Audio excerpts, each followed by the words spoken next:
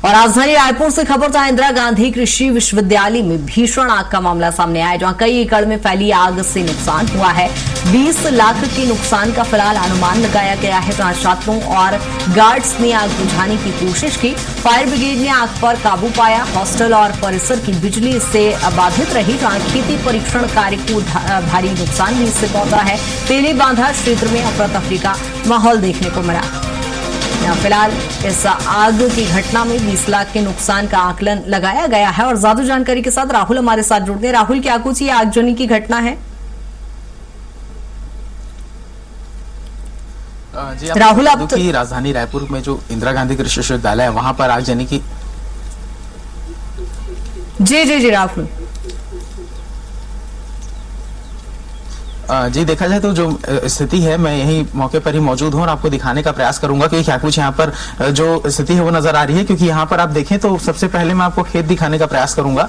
खेत में जो फसलें हैं वो सुरक्षित है, लेकिन खेत में जो मेड़ होते हैं वहां पर जितनी भी सूखी घासें थी वो पूरी तरीके से जल चुकी है। और ऐसा जो क्षेत्र है वो काफी लंबे दूरी तक जब तक आपकी नजर जाती है वहां तक के पूरा नजर आ रहा है कि जो खेत के मेड़ में लगे हुए जो सूखे पेड़ है वो पूरी तरीके से जल चुके हैं। हालांकि जो फसल है वो सुरक्षित नजर आ रहे हैं, लेकिन उसके बाद में अभी जो स्थिति वो दिखाने का प्रयास करूंगा, जहां पर जो जानवर है उनके लिए जो खाद बनाने का काम किया जाता है, खाद और जो चारा बनाया जाता है उसके लिए जो पैरा रखा होता है, और उस पैरे में जो आग है वो यहाँ पर लगता हुआ नजर आ रहा है। और जिस तरीके से यहाँ पर आप धुएं का गुबार देख सकती हैं, अभी भी यहाँ पर आग लगा हुआ है। जो मौके पर कुछ यहाँ पर कृषि विश्वविद्यालय के जो अधिकारी मौजूद थे वो यहाँ से जा चुके हैं। और अभी जो है तो यहाँ पर यहाँ पर जो कृषि के कई उपकरण है वो भी यहाँ पर रखे हुए हैं। और इसके यदि आग भड़कती है तो इन उपकरणों पर भी आग लगने की जो संभावना है वो अभी भी नजर आ रही है।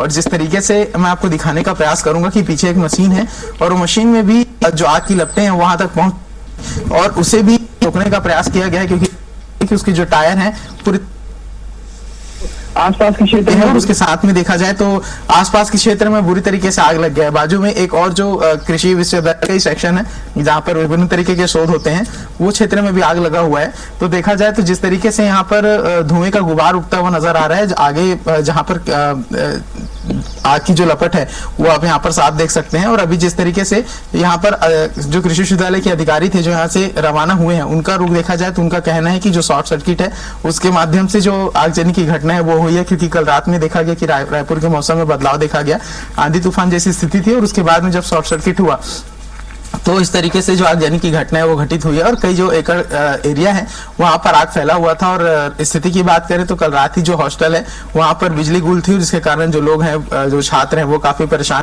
और सूत्रों की माने तो काफी समय तक के जो फायर ब्रिगेड की टीम उसे बुलाया नहीं गया। और जब स्थिति कंट्रोल से बाहर होने लगा तब फिर जाके दमकल के कर्मचारियों को बुलाया गया। 2 गाड़ियां यहाँ पर पहुंची थी, उनके द्वारा आग बुझाने का काम किया गया है।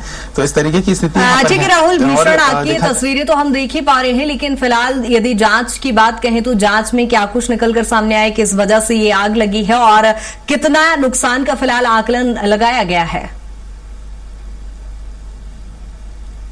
जी देखा जाए तो इसको लेकर के कोई आधिकारिक तौर पर जो अधिसूचना है वो जारी नहीं की गई है, लेकिन यहाँ पर जो अधिकारी मौजूद थे उनके अनुसार यदि देखा जाए तो आग लगने का कारण शॉर्ट सर्किट बताया जा रहा है। क्योंकि कल मौसम में रायपुर के परिवर्तन देखा गया था, जहाँ पर आंधी और तूफान जैसी भी स्थिति यहाँ पर नजर आई थी। तो उनका कहना है कि उसी के चलते जो आगजनी की घटना है शॉर्ट सर्किट के माध्यम से उपजी। और उसके बाद देखा गया कि कई एकड़ खेत है उसकी जो मेड़ पर लगे हुए सूखे पौधे थे वो पूरी तरीके से जल करके खाक हो गए हैं। और हालांकि उनका कहना है कि फसल में किसी भी तरीके से नहीं लगी, जिसके कारण शोध के कार्य में कोई अवरोध पैदा नहीं हुआ है और किसी भी तरीके की जो जान माल की हानि है वो नहीं हुई है। लेकिन यहाँ पर अगर स्थिति को हम देखते हैं तो साफ नजर आ रहा है कि जो खेत है वो काफी हिस्से उसके जले हुए हैं। और इसके साथ ही देखा जाए तो अभी भी जैसी स्थिति है तो यहाँ से आग भड़क करके फिर से जो आजू बाजू के क्षेत्र है वहां तक की आग पहुंच सकती है और एक फिर से जो एक बड़ा आग है वो यहाँ पर लग सकता है। क्योंकि अधिकारियों का मानना था कि आग पूरी तरीके से बुझ चुकी है, लेकिन अभी भी यहाँ पर हवा बह रही है और उसके माध्यम से आप समझ सकते हैं कि जो धुएं का गुबार है वो उठ के सीधा कृषि विश्वविद्यालय की तरफ तरफ जा रहा है। तो वहां पर जो हॉस्टल में रहने वाले छात्र हैं वो भी इस चीज से परेशान हो रहे हैं, क्योंकि कल रात बिजली भी बंद थी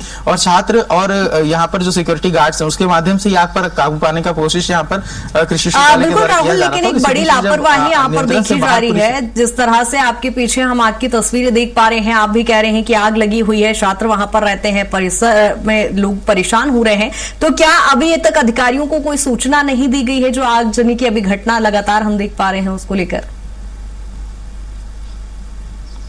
जी मैं आपको बता दूं कि अभी कुछ ही देर पहले यहाँ पर जो कृषि विश्वविद्यालय के अधिकारी थे वो यहाँ पर मौजूद थे, उनके द्वारा सारा जो सर्वेक्षण है वो किया गया है और इसे देख करके जाकर के जो जानकारी है वो आगे देंगे और उसके माध्यम से जो पूरी कार्रवाई है वो यहाँ पर की जाएगी। लेकिन जिस तरीके से उनका रुख था, उनका साफ तौर पर कहना था कि जो आग है वो प्राकृतिक तौर पर लगी है, किसी भी तरीके की जान माल की हानि नहीं हुई है।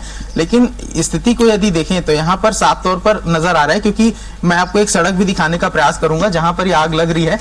यदि तेज हवा चलता है तो यहाँ से जो आग का गुबार है वो अगले जो खेत है वहां पर जा सकता है। महावीर से कहूंगा कि यहाँ आए और दिखाएं इस हिस्से को, क्योंकि